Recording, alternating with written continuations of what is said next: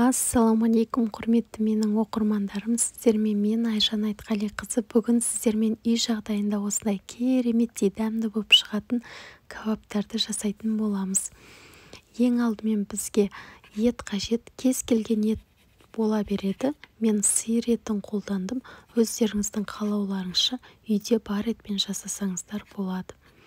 Орташалап турап аламын, осылай үлкендеу тураңыздар, себебі кейін қуырамыз, одан кейін бұқтырамыз, сол кезде еттер көлемі кішірейіп кететін болады. Сол себепті қорықпай үлкендеу турай беріңіздер.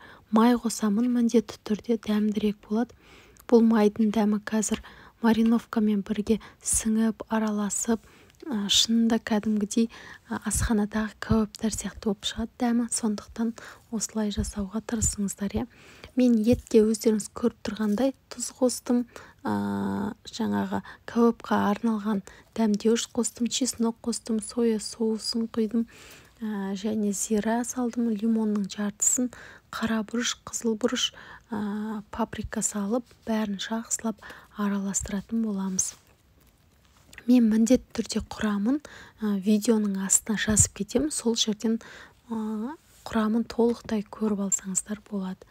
Енді осыны 60 минуттай суық жерге қойып қоямын. 2 штук пияз қажет, бізге үлкендеу турап аласыздар.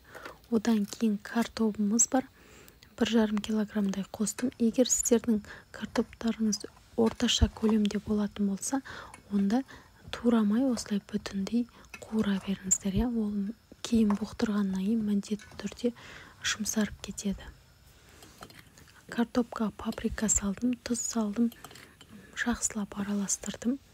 Енді осы кәуаптарымызды осындай ағаштың көмегімен жинайтын боламыз. Міне, осылай саласыздар. Бәрін бірдей біркелкі қылып.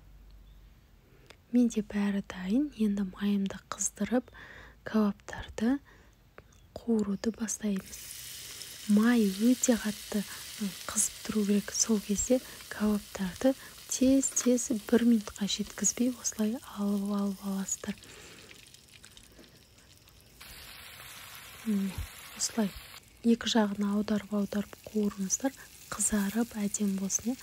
Енді картошкамызды осы майға қуыра беріңіздер, себебі дәмі ерекше болып шығады. Өзінің дәмі, өзінің сөлі, сондықтан осылай қуырыңыздар. Картоптарымызды сарғайтып қуырып аламыз.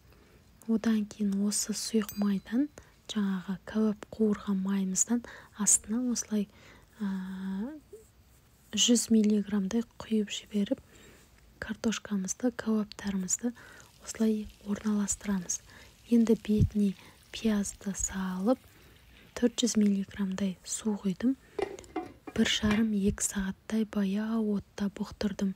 Арасында тексеріп тұрасыздар. Еттеріңіз қаттылау болса, онда тағы да кішкене жарты сағаттай ұстаңыздар.